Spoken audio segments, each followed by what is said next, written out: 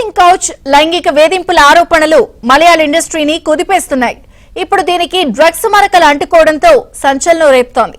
కొచ్చిలోని ఓ హోటల్లో డ్రగ్స్ వాడకంపై అందిన సమాచారంతో పోలీసులు జరిపిన దాడిలో నటుడు షైన్ టామ్ చాకో పేరు బయటకొచ్చింది. మరోవైపు ఇటీవల ఓ సినిమాలో తనతో కలిసి నటించిన సహనటుడు డ్రగ్స్ తీసుకున్న మత్తులో లైంగికంగా వేధించాడని ఆరోపిస్తూ హీరోయిన్ విన్సీ సోనీ అలోషియస్ రిలీజ్ చేసిన వీడియో కలకలం రేపుతోంది.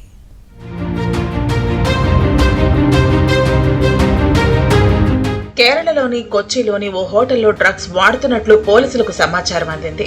దీంతో వారు ఆ హోటల్ పై దాడి చేశారు. ఆ సమయంలో అప్పటికే డ్రగ్స్ తీసుకుంటున్న నటుడు షైన్ టామ్ చాకో హోటల్ నుంచి పారిపోయినట్లు వార్తలు వినిపిస్తున్నాయి. దీనికి సంబంధించిన వీడియోలు ఇప్పుడు సోషల్ మీడియాలో వైరల్ గా మారాయి.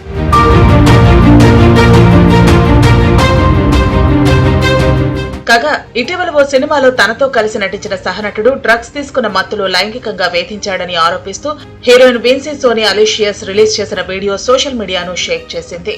డ్రెస్సింగ్ రూమ్ వద్ద తనతో అసభ్యకరంగా మాట్లాడి ఇబ్బంది పెట్టాడని విన్సీ సోనీ ఆరోపించింది. ఆయన సెట్స్ లోనే డ్రగ్స్ తీసుకునేవాడని, ఆయనపై చిత్ర దర్శకుడికి నిర్మాతలకు ఫిర్యాదు చేశారని తెలిపింది. అయితే సినిమాలో తనది మెయిన్ పాత్ర కావడంతో టీం ఏం చేయలేకపోయారని విన్సీ సోనీ వాపోయింది.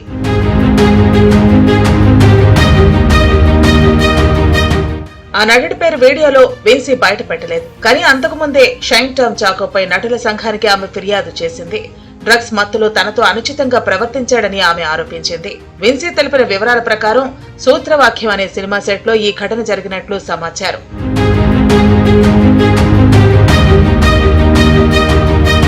నటి విన్సీ అలోషియస్ వీడియో రిలీజ్ చేసిన తర్వాత జిల్లా anti narcotic special action force నటుడు చాకోను లక్ష్యంగా చేసుకుని దాడులు నిర్వహించారు. ఈ క్రమంలోనే చాకో ఓ హోటల్లో ఉన్నట్లు తెలుసుకున్న పోలీసులు ఆ హోటల్ పై దాడి చేశారు.